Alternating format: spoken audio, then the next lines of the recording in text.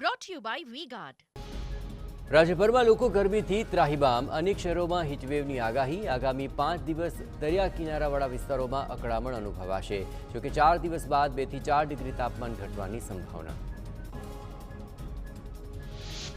રાજ્યમાં જીવલેણ ગરમીએ મચાવ્યો હાહાકાર. 108 ઇમરજન્સીને આવતા કોલ્સમાં ધરખમ વધારો.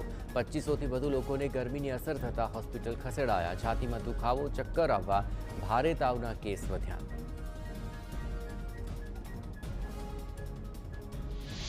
અમદાવાદમાં ગરમીને લઈને 394 ઇમરજન્સી કેસ નોંધાયા. સૌથી વધુ ગુરુવારે ગરમી અને હિટસ્ટ્રોકના 49 કોલ 108ને આવ્યા છે. રાજ્યમાંથી 188 કોલ 108 સેવાને ગરમીની અસરના મળ્યા છે.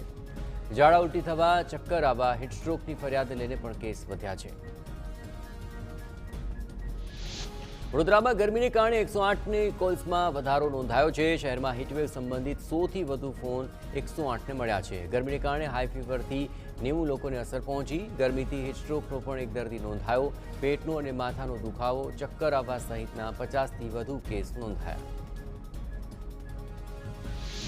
રાજ્યમાં હીટવેવને કારણે 15થી વધુ લોકોના મૃત્યુ. બનાસકાંઠાના ભટગામમાં હીટવેવનો ભોગ બન્યો 4 વર્ષનો બાળક. તો વડોદરામાં ગરમીને કારણે ગભરામણ થતાં વધુ 2 વૃદ્ધના મૃત્યુ. સુરતના પાંડેસરા વિસ્તારમાં ગરમીને કારણે 29 દિવસની બાળકીનું મૃત્યુ. વડોદ ગામમાં રહેતા પરિવારની બાળકીને થયો હતો ડાયરિયા. ગરમીને કારણે શરીરમાં પાણીનું પ્રમાણ ઓછું થઈ જતાં મૃત્યુ થયું હોવાનું તબીબે આપી જાણકારી. Brought to you by V-Guard.